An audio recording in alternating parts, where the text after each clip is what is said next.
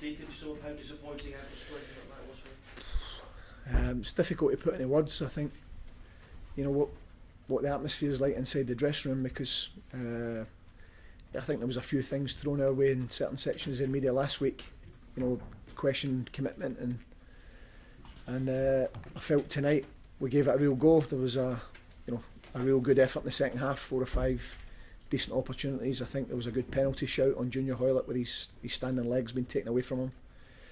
And we felt we'd done enough to at least take it to the last game like we did last season. I mean, realistically, after what happened to Beach Park Rangers and Bolton, I mean, that was a severe blow for everyone. Yeah, it was going to be tough, but we felt as though if we could have won tonight, then, you know, obviously we had to still go and beat Chelsea. But the fact was that we had to win tonight, and that was disappointing. The fact that we couldn't take it to the last game, because, you know, we're having to deal with, you know, 3 injuries on the night and reassemble the team, and you know, we're still making a good go of it. I felt the second half, I can't fault the players' effort. They were absolutely fantastic and they gave us everything. Steve, your position, you've been relegated to second if you can, so what's your opinion? Well, I'll sit down with the owners and we'll discuss a plan on how to assemble a squad that can help us bounce back up straight away, because, you know, certainly we've lost, you know, a lot of experience, you know, over the last 6 months in particular.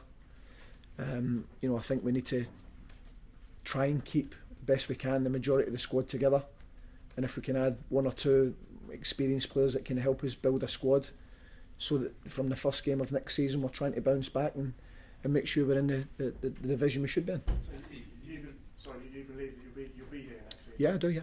But how do you lift the glue? I mean, the situation tonight is so hostile against you and the others. How does that change? I don't know, that's I can't control that. You know, there was lots of things tonight that we couldn't control, like, you know, games that were going to be coming up after it. The only bit we could control tonight was the game in which we were involved in, and I thought we gave it a good effort, a real good effort, and I thought my players were fantastic for me. Have you been given indications by the owners, regardless of obviously what happened tonight, that you will be in charge next season? No, I've spoke with the owners, you know, like I do every day, and you know, we've not mentioned what's happened tonight, but, you know, I'm confident we'll sit down and we'll have a plan in place as quickly as possible that we'll be able to build a squad that will bounce us back immediately. Obviously, you said a few months back you're absolutely sure that Rovers wouldn't get relegated. You think you said absolutely guaranteed. What changed? Why haven't We never won enough games. Why? Whose fault is that? Well, I don't think it's about apportioning any fault or any blame. At this particular time, it's difficult to take. I only want to speak about tonight, and I felt as though we'd done enough tonight to take it to the last game. Steve, it looks to, I think, a lot of people here like the owners have made a lot of mistakes. They've left you very isolated and left you to take it on the flag. They've made poor decisions and not giving you money really to spend. Haven't they got lessons to learn from this? Well, I think what we have to do as a group, we have to build a squad as quickly as possible, and we have to try and keep the backbone of the side together, because, you know, the division below, in which we now find ourselves in, is a very tough league to get out of, and we need to immediately assemble a squad that can look as though it's got a real good effort at being competitive, and that's the first thing I'll be doing, you know, tomorrow morning.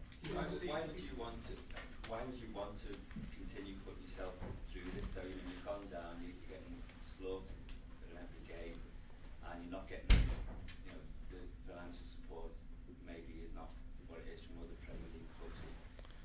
Well, do you want to go through all that again? Well, listen, I'm a big believer in my own ability. I'm a big believer in the guys that I've got in the dressing room.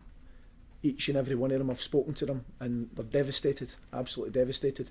But I can't fault their commitment. If we can keep the majority of them together and we can add a little bit more quality, then I'm convinced we can go on and build a side that can move us forward again. It's a massive setback. I mean, these are players who say that let's get behind them, let's believe. Yeah. But these are players who, when it came to the crunch, produced performances that were just A, not good enough to save this club, and B, who put the jobs of people at this club that were key poultry, in the hospitality, in the press office at risk. Why would you believe in them? Because I work with them every day, and I think we've got the youngest team in the league.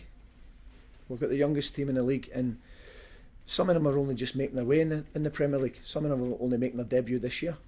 You know, with a 17-year-old boy playing with an academy contract in his debut, because you know that's the nature in which we're trying to bring them through. These boys, it's a massive setback for them in their career, but these boys have got good careers ahead of them, and I won't fault their commitment. They were fantastic tonight. Okay, lads, that'll do. No more tonight, James. Sorry, that's it, mate. Radio, lads, come please. Thank you.